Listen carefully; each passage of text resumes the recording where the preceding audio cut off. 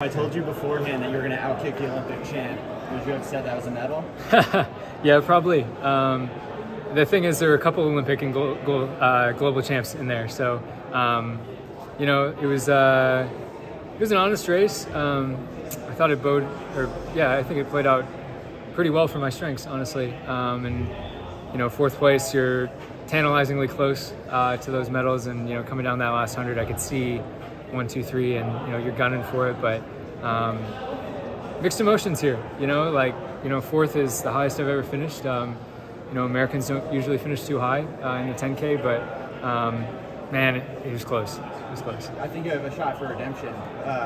Immediately looking forward to that 5K, huh? Yeah. So yeah, I get to have the opportunity to come back in the 5, which is a good feeling right now. I would be kind of, you know, not too upset, but you know, wanting more redemption quicker if I wasn't coming back in the 5. So good opportunity going forward. Got to get recovered and another chance. Can you tell me just what you were seeing that last 100? It looked really chaotic. Yeah, you know, last lap was, I think there were 6 or 7 of us, even coming into the last 100. So yeah, 6 doesn't go into 3, so people had to get eliminated somehow. And yeah, it was chaotic. You know, you're trying to navigate as best you can, get that inside line on the curves, but you know, not give up too much space or get boxed in. So you're playing a little chess, and I thought I played pretty well. You know, when you get fourth, you know, you're thinking of the what ifs a lot. So I'm sure I'll go back and look at the last lap and see something I could change. But I think I was pretty close to maximizing myself today, and you know, can't be too disappointed with fourth place. But what's your level of confidence with 400 to go? I was tired, but I felt like I could kick with those guys. You know, I was tired, but I could tell everybody else was tired too. The pace was honest. It wasn't enough to get rid of everybody, but it wasn't slow enough that the whole field was there. So yeah, I was confident.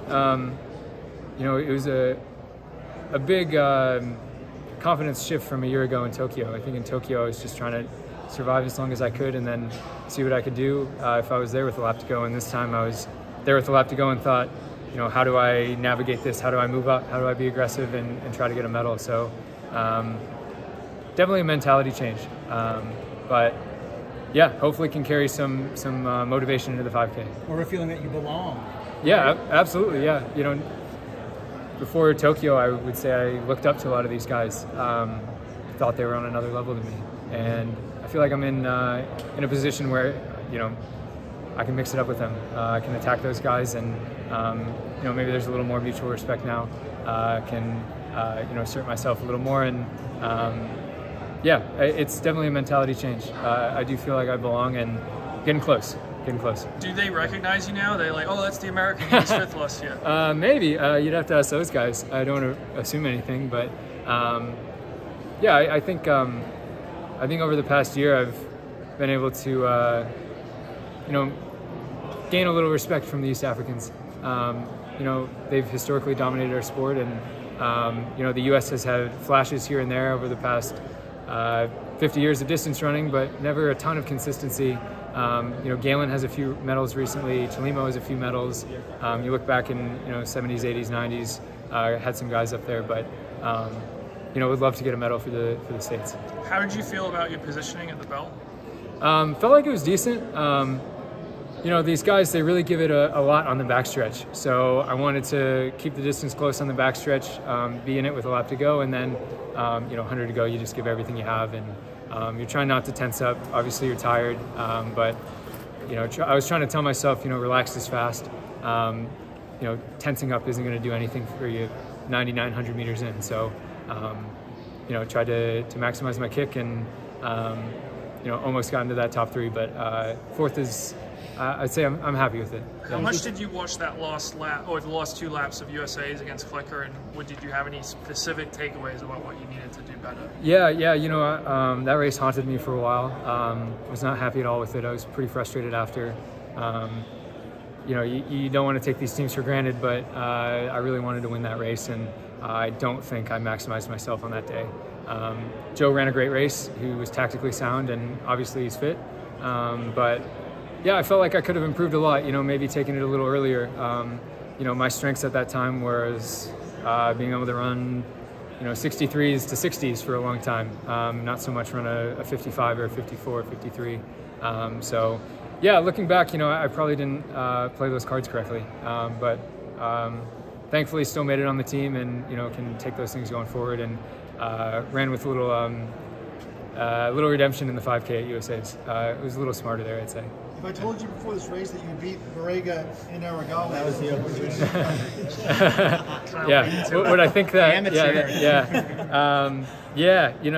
There's world record holders in the race. There's global medalists, lots of gold medals in the race.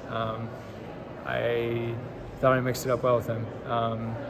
I think this race will bode well for me going forward, but a little frustrating right now. Just close, man.